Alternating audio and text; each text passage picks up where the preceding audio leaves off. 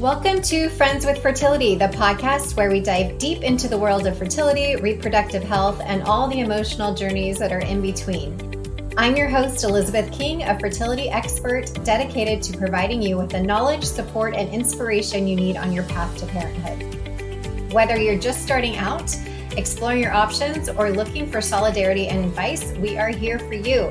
Let's embark on this journey together and turn uncertainty into empowerment and make friends with fertility. Let's get started.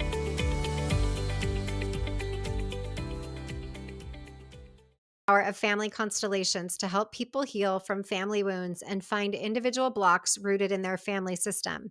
Her clients are able to get to the root of their pain in order not only to heal themselves, but the generations before and after them. She offers one-on-one virtual sessions, and her online courses provide 8 powerful healing modules.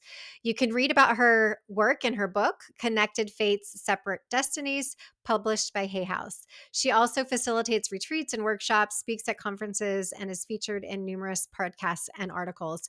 It was really interesting in the fact that she touches on what I see all the time is people have done all the things, right? They're very type A. They just want, tell me what to do in order to get pregnant and I will do it. And sometimes it's a little bit deeper than that. I did my own family constellation with Marine after I recorded this podcast with her, and it was amazing. Had my mind blown in so many ways of the parallels of what has happened with my own life and my family and all the things. She gave me some homework to do. She gave me some things to think about and process over the next 2 weeks. But I just wanted to share this message after I had my own experience with actually doing a session with her and let you all know that it was so eye-opening. And whether you are on a fertility journey or not, I think that it is helpful for everybody to understand the family constellation and the dynamics of how that plays out in our life now and how we may be able to heal that in order to move forward in a more productive way and also to break some of the patterns for our future family members to come. I hope you enjoy the podcast as much as I did. And I also hope that you reach out to Marine and book a session with her and let us know if you do and how that goes. Hey everyone, welcome back. I'm really excited today to speak with Marine Sélénée. Am I saying your name correctly? That's perfect. Okay. And she's an expert in family constellation, and that might be a new concept for some of you. But as most of you know me, I'm really into all of this stuff. So I'm really looking forward to this conversation. So how did you get into this, Marine? And welcome, by the way. Thank you so much. And thank you so much for having me. So, I guess, what I love to say is that Family Constellations found me in Miami 15 years ago. Okay. Completely random. I was going through a painful divorce with my first husband. And I just could not understand why I was so miserable with my love life. And so, long story short, I got invited to a Family Constellations workshop in Miami. And it was love at first sight. Right. Because finally, I got my answers, of what truly was going on and not only who I wanted to blame for, I was forced in a way to face reality. And it was just like the beginning of a wonderful adventure. I love that story because I think I feel like everything happens for a reason and there's no accidents of why things are put in front of us. And sometimes they're put in front of us, in your case, to open you up to this whole new world and love of family constellations. Sometimes it's just a little nudge on the back for you to have an awareness of that. And maybe that's what this podcast is for you. And maybe it's something for you to find answers. I know I talk with clients and patients every day. Just got off the phone with one earlier who's just searching for answers as to, I'm doing everything right. I have done all the things to try to get pregnant and something is just not working. And, this poor woman is so upset and crying and she's certainly not the first. Most people, by the time they get to me, they're so devastated about their journey. And part of it is when you know that you have done everything from the physical world to say, okay, I've taken all the supplements, my embryos were good, this is that, all the things. And similarly to you, Marine, I had a first divorce when I was young as well. And you start to look for answers. You start to try to look deeper as to, okay, there has to be some reason that this is happening. What is the deeper reason for this? And I have to say, as I get older and get more onto my spiritual path, I know that sometimes there is no reason. But for most people like me, we always want something to make sense of it, right? And with family constellation, lead us down the path of how things begin to, the puzzle pieces come together and it starts to make sense with whatever it may be in your life. Really, the first things that truly helped me, beyond my actually wildest dreams, was my relationship with men, Okay. my relationship with my father, because I thought it was his fault. My dad was absent, etc., etc. Well, actually, in my family system, there is another pattern of being very strong as a woman, Right. even kind of emasculating the male, controlling everything. Which is so common, right, Marine? I think, Very common. and most people just don't. I think by default, we want to say, oh, it's because I have daddy issues. And they don't look at the female line in the family, right? So I'm glad that you're bringing this up and this is your story because I think it's something for people to really reflect on their own self too. So continue. Sorry to Sorry. No, interrupt. that's okay. And so I was like, hold on a minute here. My mom also, has to be blamed, in a way, like, are Right. we also, like repeating something, that is actually playing against us? And when you want, subconsciously, of course, emasculate, masculine, you are going to choose weak men. You are going to choose emotionally unavailable guys, because then you can still take care of your pattern, and you still feel safe. Me, what I finally was able to understand at 22, 23 years old was like, you keep attracting or taking, or choosing, the wrong guy because it makes you feel safe. Right. And Because that's so common as well, right? People always say, oh, he's just like my dad. They're just like my mom, etc. for a reason. exactly. And so when finally, I was able to look at it, without blaming mom, dad, again, my family story, and I was just like, this is your comfort zone. This is what you have been witnessing as a child. Right. And from generation to generation, what was passed on, I was finally like, okay, I don't want it anymore. Hmm. So let me break free from all of those. Right. Then finally, my bigger reconciliation, and resolution and healing, like did happen, of course, on a few years. But I'm feeling so much better right now at almost 40 in my feminine, accepting my feminine side, accepting the masculine side, and respecting, like the difference between each other is like, Right. this has been one of my most, breakthrough. Which is awesome because I think so many times as women and growing up with strong women around you, you're taught that that's the way you're supposed to be. And you're almost praised for, oh, she's so strong and she's doing this and that and she's doing all the things.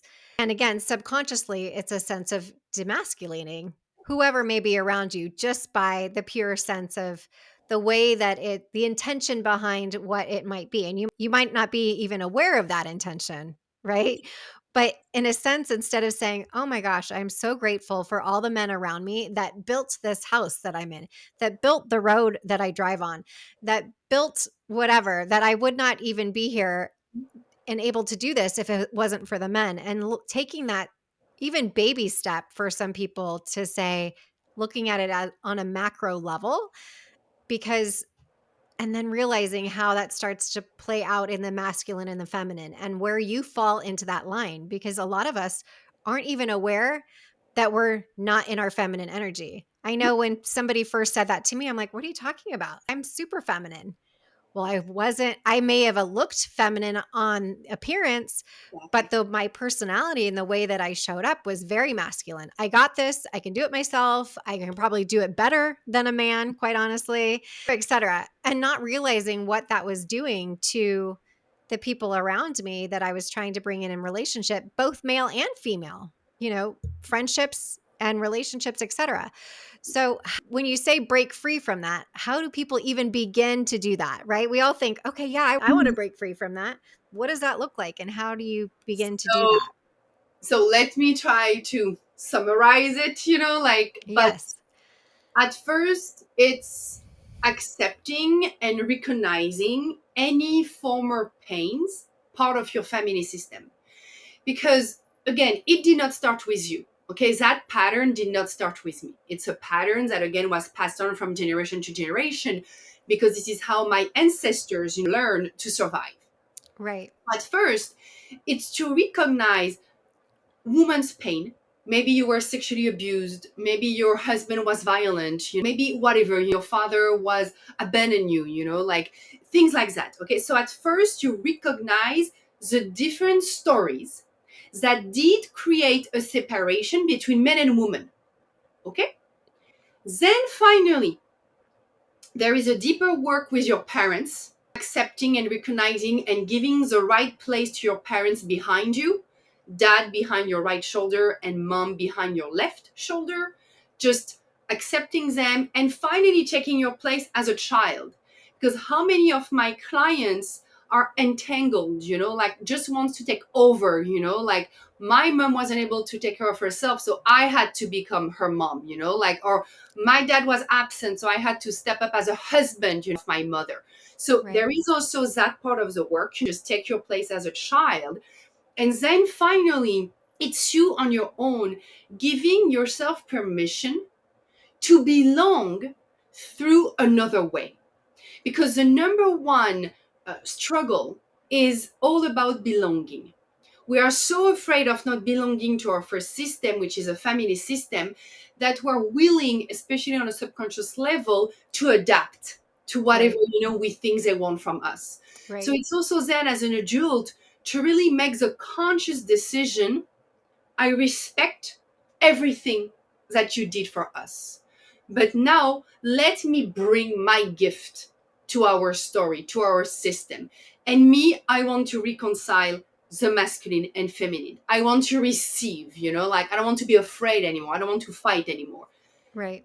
Then, like slowly but surely, that's when, things starts moving on. And how do you even start to know what your system is? So your system is basically your parents, your grandparents, your great grandparents, your ancestors, but also the countries where your family is from. Maybe you were born in America, but maybe your family is from England, or from Italy, or from Vietnam. It's also the And does secrets. it matter how far back? It does not really matter, like it's just, I always focus kind of like until the great grandparents, because after that, like it's just pointless to know anything because the Mhm. pattern is already happening from great grandparents to grandparents to parents. But yeah, usually we focus on 4 generations. That's good, like it can give us a good sense of what has been going on. And then, everyone belongs. When I say everyone belongs, it's also miscarriages, abortions, stillborn, early death. How many, like homosexual members were estranged, before, for example, we recognize them. Also, single mom, or, like teenage mom, or also adoption. Sometimes, it's a big secret, or Right. children out of wedlock. All of those, like belongs to your system. So what does that look like with a client when you're working with them? They sit with you and tell you, on my mom's side, here's all this story, and on Exactly. my dad's side, it's all this story, and then you start to Exactly. say, this is what it. Yeah. The first question from my clients is like, what do you want to work on? What have you been struggling with that despite everything that you have been doing, you still feel stuck? Then after that, I'm going to ask question about your parents, how many siblings, your grandparents, your childhood, like your love life, etc. And then me, I can just connect, the dots between what is preventing you or what has been making you feel trapped in that burden, in Mhm. that pattern, in that issue. And then we recognize together what happened. We give a place to the situation. And then finally, 90% of the time, you are going to feel instant lightness, like something just dropped, like, off your shoulders. Awesome. And how many sessions does it normally take for people to kind of get to a point where they really understand their family system and they do feel that weight start to drop? Well, it depends. Sometimes it only takes one. Like Okay. if the patient is already pretty aware of himself and has been working on himself and everything, really the effectiveness, like the outcome can be very, quick. But sometimes it can be, 6 sessions, 12, 1 year, 2 years. It really depends on what you want to work on, like, and what is your story, like, yeah. Okay. So let's say, for example, somebody who is on their fertility journey and they, like I said at the beginning, they've done all the things. They come to you, they tell you the family history. Maybe there's something on the mother's side with, let's just say, loss or abuse or all of the above, maybe, right? What does that look like to start to heal that for this person so that they can start to open up from there? Because it's almost like a sense of protection, right? From I mean, what I have seen in those types of situations that they're trying to protect themselves from those sorts of situations not happening or carrying on the legacy sometimes to feel part of that tribe or system or whatever it may be. So where do you go from there? Are they doing things to try to release that? Yes, of You know, course, you recognize it. The okay. simple act of recognition is pure freedom. So just the awareness and the recognition in and of Exactly. itself You just helps to let say, it go. I recognize that my mother had two miscarriages before me, like she suffered greatly. Then your subconscious loyalty towards her is like, who am I to be happier than her? Who am I to receive from my husband that is so lovely while actually her husband, my father, was so violent? It's a guilt of doing better. It's Okay. a guilt of moving on. Again, it's a guilt of like, if I am happier, if I have a healthy baby, if I don't suffer like you, am I still belonging? Hmm. I just had a conversation this morning with the Marianne Williamson quote where she starts off to say about the playing small. Who are you to show your light? Well, who are you not to show your light and to be this magnificent person? And it's the same type of thing. We think that we're doing a service by playing small when really we're just doing a disservice to everybody, including ourselves. Exactly. You got it. What an amazing gift to be able to give people to have that recognition. And I think also sometimes do I imagine people come to you and say, "I know then this happened. I'm aware that, there's issues there and I probably am carrying some of that, but I just can't seem to let it go even though I have the recognition and the awareness. I'm just it doesn't leave me." What happens then? Well, what happens then is just more sessions, like most of the time, I would say the resistance is your little girl or little boy being so afraid of moving on for whatever reasons, that is so personal. And I think it's a lot of compassion and love, like it's not easy to break free. It's not easy to let it go. It's not easy to create a new story, a new chapter, because again, we want to be seen, heard, and recognized. So when you are the first one being like, things are going to change, of course, you are petrified because you don't know what's next. You are Right. more afraid of the unknown than the known, that can also be hell. And especially, I think, in fertility, and there is, the background of your family, of course, but there is also, when maybe you have seen it in your practice, everything has changed for the past 40 years. As a woman, with fertility, with treatment, with birth control, with prevention, with Right. sexuality and everything. And we also entered, in the beginning of 80s, like being like you were saying, we are strong. I can do it on my own. I don't need a man. I don't need a guy. But that's not true. And all of us women now born in the 80s right now, we are so afraid of receiving from the masculine because we witnessed, the feminine, woman suffering so much from abusive, like and toxic masculinity, that also now our body in a way protect us, like why do we want to get pregnant? Because when we get pregnant, we need our men. We need our Right. husband, like we are gonna be Right. vulnerable. And this also is more like the current pattern of our century, trusting each other's. Right. And so yeah, like maybe again to just circle back to your question, maybe it's just your little girl being like, are you sure it's safe? Are you sure we can trust? Because I'm not so sure about it. And Right. here again, like it's again clearing up, taking care of her, like just really making yourself feel safe is really one of the most important things. Right. When you're saying that about the men versus women, really, about it's so sad to think that the women as a culture took maybe a few men and their bad behavior and went into this whole thing of I don't even know what they call it because I've never been that way, but women's um like feminism to the extreme, right? We can do it all and we don't need a man and how sad that must have been for the masculine as a collective Mhm. to feel that they're being abandoned by the women. And not to say that there weren't some bad men there and there still are some bad men out there, but there's also bad women, Yeah. right? And nobody really talks about that. Mhm. And nobody really talks about the wounds that people get from the women as much. I mean, we may say, oh, the mom did that or whatever, or wasn't available. But usually the more harsher stories come from the abandonment of the father and the father.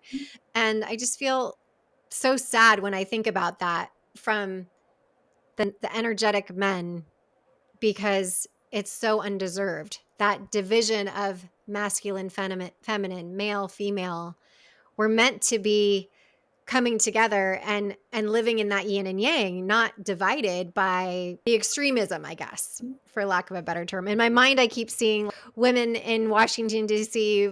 flying their flags about whatever. And it's like, that's not really the message that we want to be sending. How can we make that come together and forgive each other and love each other and realize not everybody is bad? And like you said, we need each other in order to Yeah. conceive. We need each other to love. We need each other to continue as a human race, Mm. right? And how can we look at that differently? And the thing is, do not forget one thing. A man who is a narcissistic, for example, like perverse and everything, trust me, there is some entanglements with his mother. Right. Like, like you don't hate, like your woman, because your parents, did good. There is also a lack here, between mother and father too, like maybe helicopter mom, like mommy's issue are also real, like when you are raised by your mother that is very like emasculating you also because not trusting you and doing everything for you, of course, like you are going to be mad, like towards, like woman. And so Hmm. unfortunately your partner is going to also take the toll here, Right. like so it's not like men are bad and poor woman, like no, not at all. So when we finally accept you have great fathers, you have great mothers, but you also have bad mothers and bad Hmm. fathers, and like you were saying, Or maybe just the bad behavior, right? bad They behavior. were dealing with their own system and they weren't shown the program of how to be better for their children, right? And I think that's the beautiful example of our generation now. We have all these modalities. We have all the ability to be like, okay, I'm not going to say that out loud to my children because I don't want to put this program in their mind as a young child, right? They might already have something in their DNA about it, but I'm not going to reinforce that or whatever. Whereas then they weren't as aware of in general, right? Of their consciousness and all the things. So now that we can know better to do better, we're doing that with our next Yes. generation of children, which is awesome. And it's amazing because finally we're doing better than our parents. We're learning our teachings and we're just trying to recreate, like that union, that harmony, between the two of us. And how does it work when you then partner up with your spouse, male or female, and then do you take on their energy of their lineage? And because sometimes, I So, mean, at what point does it cross over of like, that's not even my stuff, mm, that's somebody else's? so what we say in Family Constellations is we marry our unfinished business with our parents. Okay. Because the relationship between us and our parents is most of the time mirrored, like between us and our partner. Okay. So, of course, like there is my husband is not listening to me. Okay. It makes me feel like my father is not listening to me. But you have two options here. You either react as just an adult. Hey, John, you are not listening to me. Could you please? stop for a moment, what you're doing, I would like to tell you something. Or the other option is reacting as a child, just going to the extreme, like emotionally extreme. You're not listening to me. I am not enough. Da da da da da da. Your partner is gonna feel clueless because it's just, like too much, here, because you're trying to heal your relationship with your dad, and in the meantime, your relationship with your partner. So you have three successful ingredients in family constellations for a beautiful relationship with your partner. Number one is accepting your partner as he or she is. 100%.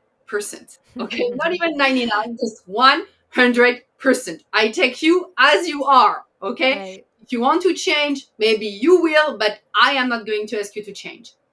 Then the second ingredient is accepting your family in law as it Hmm. is. Because when I hear, Marine, I love my wife, but I hate her mom, I'm like, sweetie, at some point you're going to hate your wife. Oh, Because your no. wife came from, that Right. family that you Right. hate. That makes sense.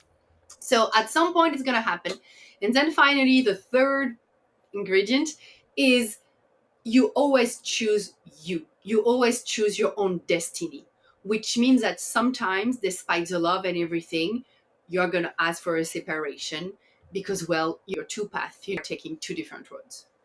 So when you really have respect and acceptance, and I'm not here to change you, but I'm just here, to be here for you, to hold space for you, the relationship can really blossom in a beautiful way and grow together. Awesome. I love that there's so many different tools now to look at your Yes. relationship, your life, your healing in all kinds of ways, because I think traditionally people are like, "Oh, I went to therapy and it didn't work and I'm still have this situation with my in-laws or my husband or whatever." And it's like, "Then try something else. Try family constellation. Try this, try that, whatever it may be." And that's all I ask of people when I'm working with them is be open and curious that maybe there's something that can help, right? You never know which part it's going to be that unlocks the key for you in your Exactly. life. And I just want to say, in regard to family in law, the thing is, your family is your current one with your partner, and it has priority over your past. So when you say, "Oh, but I'm between my mom and my wife," I'm like, you should not be in between. It's your wife. Right. Because this is now your first family. Your mom Right. has to stay behind where she belongs. And I'm saying mom, but it can also be a father, like, don't get Sure. me wrong here, but you always have to choose your family first. And I think from now being a parent, knowing that is you have to hand off your children to their partner, right? Willingly when they get married of I'm going to step back now. Exactly. I'm going to let them have their life and their relationship and be behind because I think it's one thing for the children to naturally want to stay connected with the parent, but I feel it's the parents' responsibility to say, "No, you need to go now. You need to go be with your family." Ideally, it's amazing because your parents, you have maybe a beautiful relationship together, feel fulfilled, but also how many parents feel like, oh my God, I'm with you now and I don't even know what to do with you. That's when actually it's harder, to let go, and trust your children. I was just thinking there's so many cultures too though that are generational, right? The generations live in the same house. Yes. And I can't even imagine how many different I don't know if just culturally they get used to that or they suppress some things because they know that's just their culture or what, but I mean, I that would have be not easy. no, it's not easy. I have a few stories, like especially Asian, from Asia, like, or India. Right, Our generation, right now is actually trying to break free from that because it's just too much. It's too heavy, to live with your family in law, to have a mother in law, father in law. It's just way too much, for the relationship. So I think really they are trying their best right now to create a new way of belonging and being here right, for your family. But living with your parents or grandparents, yes, it is beautiful on some levels, of course, but I think there is a need for clear boundaries right. for your Ag- couple to exist, like in your family, of course, to exist. agree. Just at least If nothing else, from the energetic perspective, Yes. right? Living with so many different energies all the time is exhausting. Exactly. So, what is some advice that you could give to somebody, and or who's the perfect person to be doing something like family constellation? I know I definitely want to do it, and I don't even know this is the thing I want to heal. I'm so fascinated by it. Well, I would say everyone with a family, like, so it's all of us. Right. Real family. I mean, maybe more the one who, again, I really think, when you have been struggling for the past few years, despite everything, you have been doing, look at family constellations, look at your past, look at your story, because most of the time that's where, the answers are just waiting for you. Again, just know one thing.